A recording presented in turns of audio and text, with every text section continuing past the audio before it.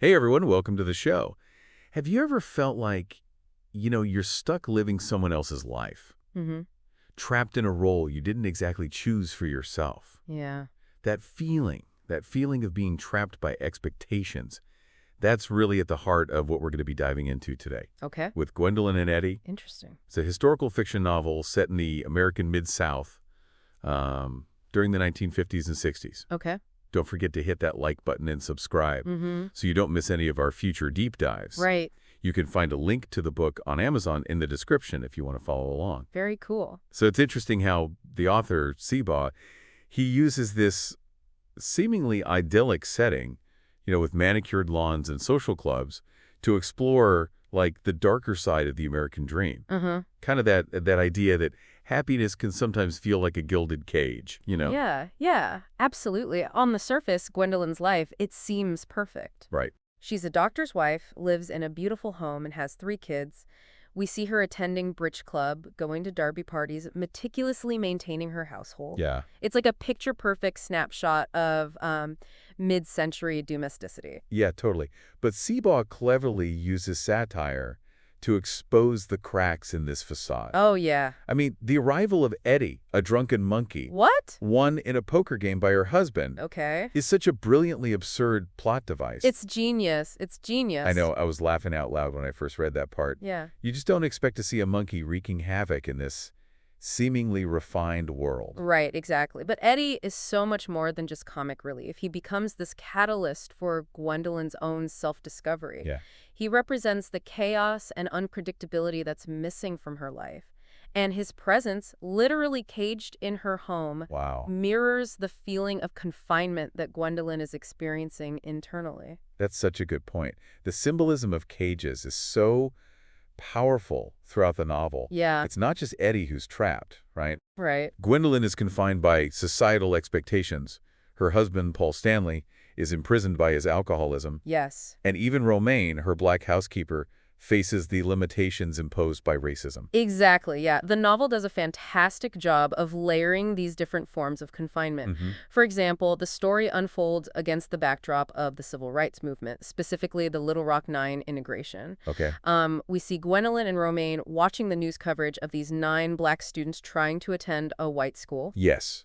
And their reactions couldn't be more different. Oh, interesting. Romaine is deeply moved, shedding tears as she witnesses this pivotal moment in history. Wow.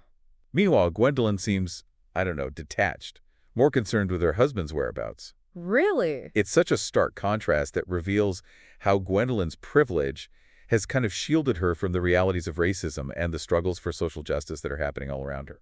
That scene really highlights the limitations of Gwendolyn's worldview at that point in the story. She's so focused on maintaining the perfect facade of her life that she's blind to the deeper issues and the experiences of those around her. Totally.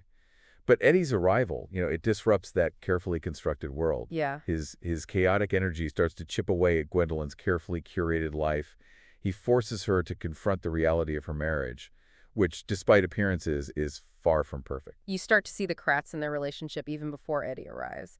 Paul Stanley's drinking is a constant problem, and there are hints of infidelity early on. Right. And then there's that unsettling scene with Paul Stanley's father, where he essentially claims ownership of Romaine, Oh, wow. treating her like property rather than a person. It's a chilling reminder of the racism that permeates their society. It's a powerful moment that reveals the true nature of the world Gwendolyn inhabits. Yeah, It's a world built on a foundation of inequality and oppression. right.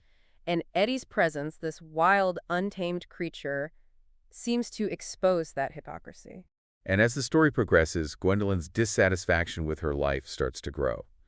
This sense of unease culminates in her decision to take a solo trip to California, which becomes a major turning point in the novel. It's a complete contrast to her life in the Mid-South. Oh, yeah. She sheds her restrictive clothing, tries surfing, and even experiments with marijuana. It's a journey of self-discovery that exposes her to new possibilities and allows her to explore a side of herself she never knew existed. And it's interesting how Seabaugh uses the setting of the La Valentia Hotel in La Jolla Okay. to further emphasize this sense of liberation. It's not just a random hotel. It has a connection to Gwendolyn's family history. Right. Her grandmother used to summer there, and it seems to represent a time when women in her family had more freedom and agency. Yeah. It's almost like she's trying to reconnect with a lost part of herself, a part that wasn't defined by the roles of wife and mother. And the California trip also introduces us to Cody, the surfer, who embodies this free-spirited lifestyle that is so different from the rigid world Gwendolyn comes from. He becomes a catalyst for her to question her own choices and desires. Their conversations are fascinating. They talk about life, freedom, and the courage to break free from expectations. It's clear that Cody sees something in Gwendolyn, a Yeah. spark of rebellion that she's been suppressing for far too long. He encourages her to take risks and embrace uncertainty. Exactly. And it's during this trip that Gwendolyn seems to come alive for the first time. We see her laughing, taking risks, engaging in deep, meaningful conversations. It's a stark contrast to the subdued, almost robotic existence she leads back in Missouri. It's like she's finally getting a taste of what it means to be truly free, Yeah, to live life on her own terms. But of course, this newfound sense of freedom only makes the return to her old life that much more difficult. right. When she gets back to Cape Girardeau, things start to unravel even further. Ah. Paul Stanley's infidelity comes to light. And there's that unsettling incident with the pony, Scotty, which, well, it doesn't end well. It's a brutal scene that highlights the casual cruelty that can exist within seemingly respectable families. Right. And it also foreshadows the darker turn the novel takes as Gwendolyn's frustration and resentment toward her husband continue to grow. And then there's Gilda's wedding, Oh, right. which should be a joyous occasion, but instead it's filled with tension and underlying unease. It's like a microcosm of everything that's wrong in Gwendolyn's world. The forced smiles, the hidden secrets, and the sense that everything is about to implode. Exactly.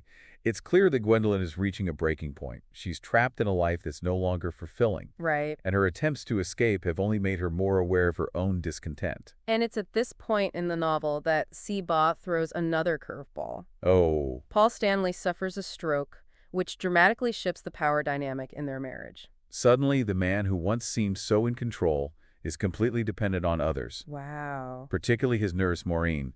And of course, we soon learn that there's more to their relationship than just patient and caregiver. Yeah, it adds this layer of betrayal to an already strained relationship.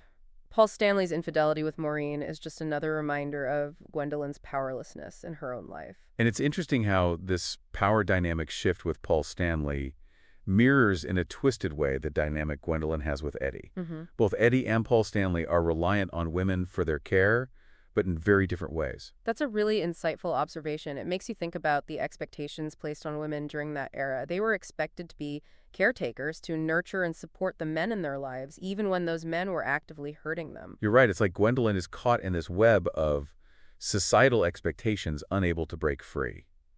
And as Paul Stanley's condition deteriorates, the weight of these expectations becomes even heavier. Absolutely. She's now responsible not only for her children, but also for her ailing husband, a man who has repeatedly betrayed her trust. And it's within this context that the novel takes its darkest turn with the revelation of Eddie's fate. I have to admit, Gwendolyn's confession to Romaine that she killed Eddie left me speechless. It was such a shocking moment, and it completely changed my perception of her character. It's a pivotal moment in the novel. It reveals the depths of Gwendolyn's desperation and her capacity for violence, but it also raises questions about the nature of freedom and confinement.